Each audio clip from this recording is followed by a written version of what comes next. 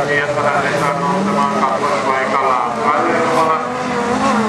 Kanervalalla alkaa iltapäivätyötä eteenpäin. Kaksi on maailmassa ja Saari heittää ohi. Näin Saari on jatkopaikassa kiinni ainakin toistaiseksi, vaan vielä ei voida mitään tilannetta suuntaan eikä toiseen kierros. Se on pitkä matka, pitkä aika, mitä tahansa saattaa tapahtua. Saarempää karkkumatkalla täältä jokelaiskorjasta ja on niin.